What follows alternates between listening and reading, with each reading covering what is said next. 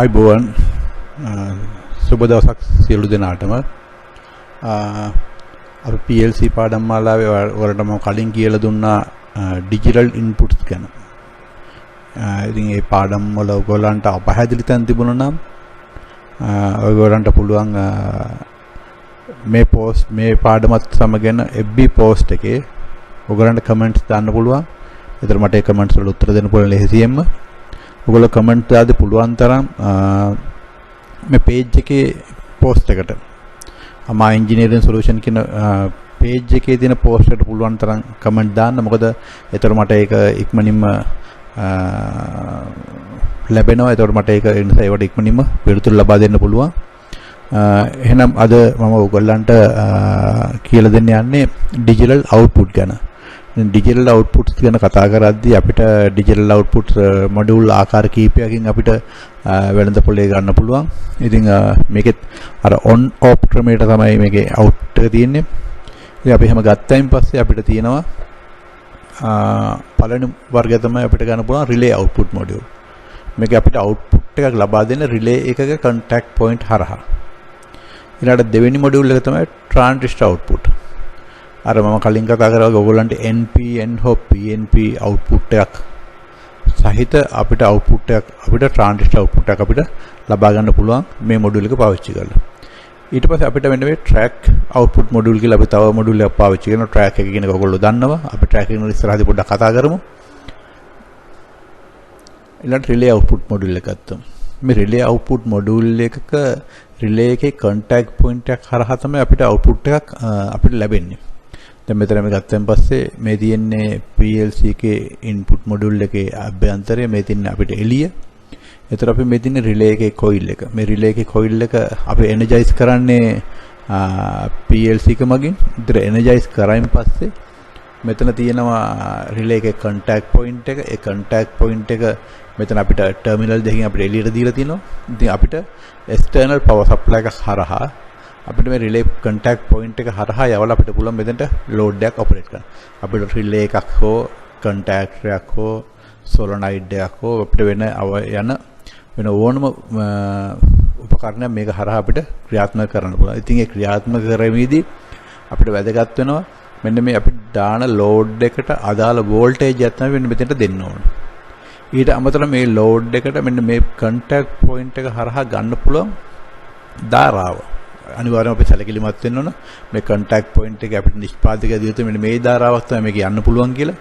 ඉතින් ඒ ධාරාවට ඔරොත්තු දෙන load එකක් තමයි අපිට සම්බන්ධ. අපිට උදාහරණයක් විදිහට ගත්තොත් අපිට මෙතෙන්ට මේ relay contact point එක හරහා අපිට 3 kW heat element එකක් on කරන්න බෑ. මොකද ඒකේ 3 kW heat element එකක් ලොකු ampere එකක් ගන්න නිසා මේ relay එකේ contact point එක ටික දවසක් යනකොට අනිවාර්යයෙන්ම පිච්චිලා සවුත් වෙනවා. ඒක නිසා අපිට එහෙමනම් අපිට ඒ වගේ දෙයක් සම්බන්ධ කරනවා. අපිට අනිවාර්යයෙන් මෙතෙන්ට අපි සම්බන්ධ කරන්න වෙනවා. ඊට වඩා ලොකු ඇම්පියර් එකක් ගන්න පුළුවන් contact point සහිත relay එකක් තමයි මෙතෙන්ට සම්බන්ධ කරන්නේ. ඒතර relay එකේ contact ඒ relay එකේ coil එක තමයි මේ relay එක හරහා operate කරන්නේ. ඒතර ඒ relay එකේ contact point හරහා අපිට පුළුවන් relay එකක් හරි එහෙම නැත්නම් contactor එකක් හරි solid state relay කියලා තියෙන solid state relay එකක් හරි මොනවා හරි එකක් තමයි අපිට සමෙතෙන්ට සම්බන්ධ කරලා අපිට ඒක හරහා පුළුවන් අර 3 kW heater එක on කරන්න. එතකොට කිසි ප්‍රශ්නයක් නැතුව අපිට පුළුවන් ඒක operate කරන්න. දැන් මේ ගත්තන් පස්සේ මම Hitachi PLC එකේ output relay output card ගැන තමයි මේ තියෙන්නේ. දැන් මේ හැම relay output card එකක්ම මේ Hitachi විතරක් නෙවෙයි ඕනම PLC එක relay output card තියෙන වෙන්නේ මේ විදිහට තමයි අපිට තියෙන්නේ. ඉතින් ගත්තන් පස්සේ මේ තියෙන්නේ දැන් මේක උදාහරණයකට ගත්තොත් මේක 8 output 8ක card එක. ඒතර මෙතන තියෙනවා අපි අර input වල ගියොත් මෙතන command එක තියෙනවා. ඊට පස්සේ මෙතන තියෙනවා අපිට output බිඳුවේ සිට 7 දක්වා output අපිට ප්‍රමාණයක් තියෙනවා. ඒතර මෙන්න මෙතනට අපි AC හෝ DC අපි supply එක දෙන්න ඕනේ. ඒතර supply එකට අදාළ load එක තමයි මෙතන අමුණන්න ඕනේ. සම්බන්ධ කරන්න ඕනේ. දැන් මෙතෙන්දී අපිට මේ power supply එක AC හෝ DC වෙන්න පුළුවන්. ඒක තීරණය වන්නේ මෙන්න මේ load එක මත. load එක 230 volts 50 Hz නම් අපි මෙතන power supply එක දෙනවා 230 volts 50 volts. නැත්නම් අපි මෙතන 24 volt දීලා මෙතන 230 volt load එකක් හමුනකොට මේක වැඩ කරන්නේ නැහැ. ඊළඟට මෙතන 230 volt දීලා මෙතන 24 volt load එකක් දුන්නොත් එහෙනම් මොකද වෙන්නේ? මේක පිච්චිලා යනවා. මේක විතරනේ මට මේ relay එකේ point එකක් පිච්චිලා යන්න පුළුවන්. ඒක නිසා අනිවාර්යයෙන් මේ load එකට සමාන විදුලි සැපයුමක්. ඒකට හරියන විදුලි සැපයුමක්. ඒ කියන්නේ AC හෝ DC ඒ අදාළ විදුලි සැපීම අනිවාර්යයෙන්ම ලබා දෙන්න ඕන. හරි විදුලි සැපීම. නිවැරදි විදුලි සැපීම ලබා දෙන්න ඕන. ඉතින් මෙතෙන් දැන් මේ නිවැරදි විදුලි සැපීම ලබා දෙන්න ඕන කොමන් එකට එක අග්‍රයක්. ඊට පස්සේ අපි අනිත් අග්‍ර අපේ ලෝඩ් හරහා අපේ ඉන්පුට් වලට සම්බන්ධ කරන්න පුළුවන්. සම්බන්ධ කරලා අපිට ඒ අවශ්‍ය අවුට්පුට් එක ගන්න පුළුවන්. ඊළඟ මේ තියෙන්නේ ඒ වගේම 12 මොඩියුල් එකක්. මේ තියෙන්නේ 12 මොඩියුල් එකක්.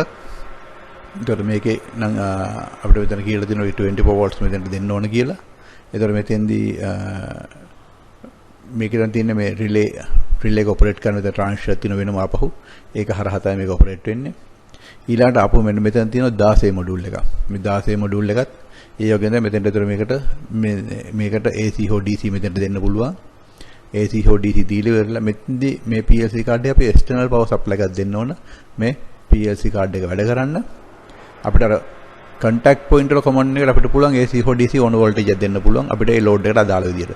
දැන් මෙතන input 12 output 12ක් තියෙනවනේ. ඉතින් අපි output 12ම 230 volt නම් output 12ම 230 volt එන්න ඕන. අපිට මෙතෙන්ට 230 volt දීලා output 5ක් 230 volt output දෙකක් 110 තව ඉතුරු output ටික 24 දෙන්න බෑ. එහෙම දුන්නොත් එහෙම මේක පිච්චෙනවා. අනිවාර්යයෙන්ම මෙතන දෙන්න ඕන අපි 230 volt නම් command එකට අපි මෙතන විදුලි සැපීම විදිහට දෙන්නේ 230 volt ම වෙන්න ඕන අනිවාර්යයෙන්ම මේ අපේ load ටික. මේකත් ඒ විදිහම තමයි මෙතන මේ 16 එකක් තියෙනවා. ඒත් ඒ විදිහම තමයි අපිට ඒකේ. මේකට අපි external power supply එකක් දෙන්න ඕනේ. මේක internal power supply එකම මෙයා වැඩ කරනවා. ඊළඟ transfer output ගත්තන් පස්සේ transfer output තියෙන module වර්ග දෙකක් මම ඔය කලින් කතා කරා වගේ NPN PNP කියලා. මේ තියෙන්නේ NPN output module සහ PNP output module. එහෙම නැත්නම් අපි කියනවා sync output module සහ source output module කියලා. එතකොට මෙතන තියෙනවා NPN output module ගත්තන් පස්සේ මේ සඳහා DC voltage එක තමයි භාවිත කළ යුතුයි. ඒ 24 හෝ 230 වැනි අඩු වෝල්ටේජ් තාවක් යුතුයි. මෙතන 5 volts දෙන්න පුළුවන්. මේ සඳහා AC voltage භාවිත කළ නොහැක. මේ transistor වලට AC voltage භාවිත කරන්න බෑ. මෙහිදී PLC එක පොදු අග්‍රය ඍණ ලබා දිය යුතු ලෝඩ් එකේ පොදු අග්‍රය සඳහා ධන අග්‍රය ලබා දිය යුතුයි. මේ NPN output වලදී මෙතන කියලා තියෙනවා මොකද්ද? පොදු අග්‍රය. common එකට අනිවාර්යයෙන්ම දෙන්න ඕන ඍණ supply එකක් දෙන්න ඕන. ඊට පස්සේ ධන supply එක දෙන්න ඕන අපේ load වල common වලට. load වල common වල අපි දැන් relay අපි මෙතන 8ක් 9 ගන්න relay 8 common ටික තියෙන ඒ common ටිකට තමයි අපි දෙන්න ඕන positive එක. ඒතර relay අනිත් අග්‍ර වලට අපි output වලට සම්බන්ධ කරලා තිනවා.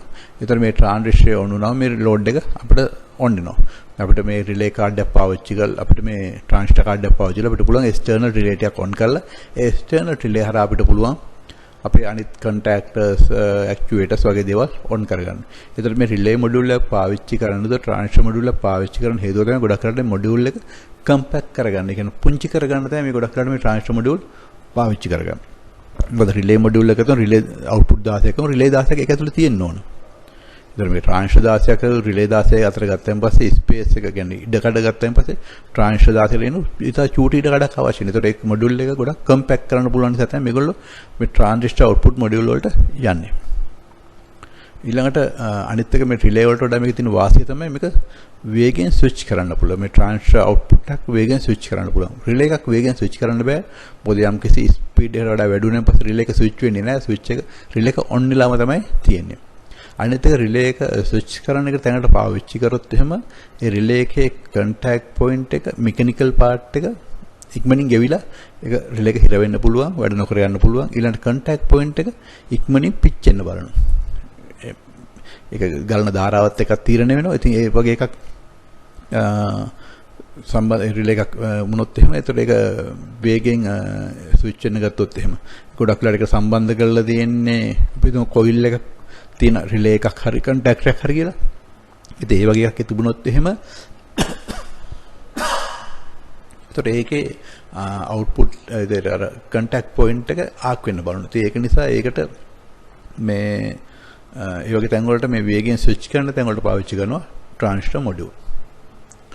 මේ voltage එක load එකේ voltage එකට ගැලපෙන voltage එකක් විය යුතුයි. ඒතර load එකේ voltage අනිවාර්යයෙන්ම මේක DC. ඒතර load එක 24 නම් අපි power supply එක 24 වෙනවා. load එක 5 volts නම් අනිවාර්යයෙන්ම voltage 5 volts වෙන්න ඕන.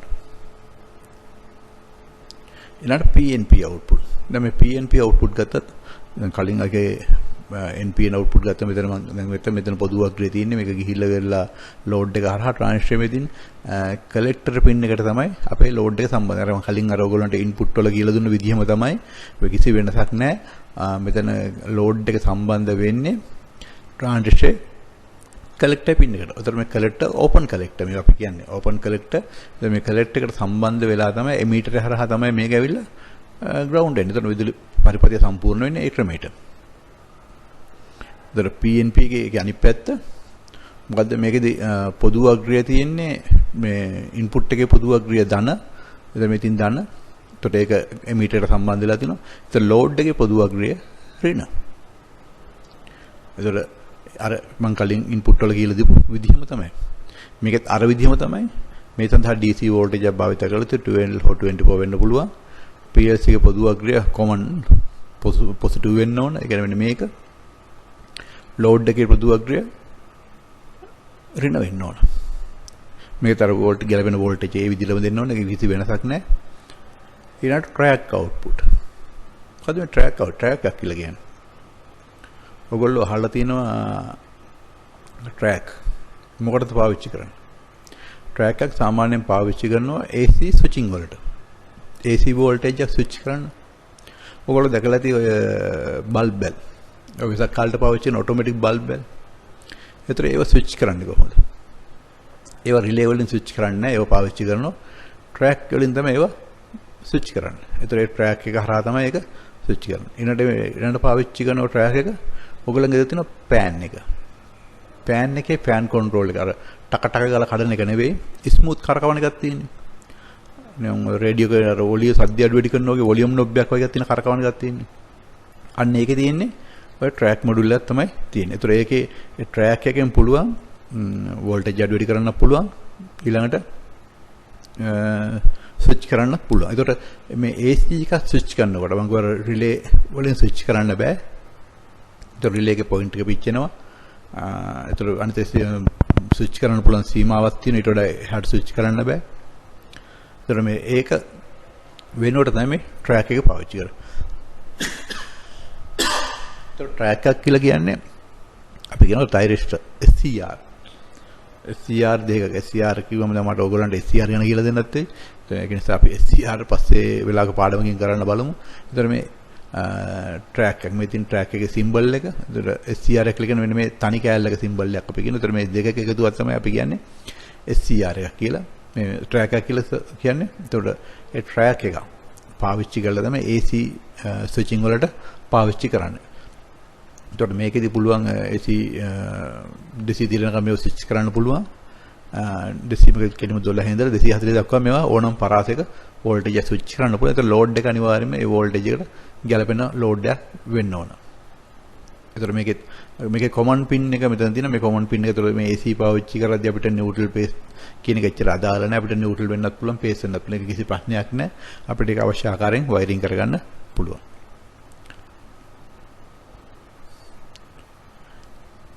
අදට මම ඔයගලන්ට මේ ඩිජිටල් අවුට්පුට් කියන පාඩම මේ අදට අවසන් කරනවා. ඉතින් මම ඔයගලන්ට ඊළඟ පාඩම ඇනලොග් ගැන කතා කරනවා. ඇනලොග් කියලා කියන්නේ ටිකක් ඉම්පෝටන්ට් පාඩමක්. මොකද ගොඩක් දෙනෙක් ඒක අලුත් පාඩමක්.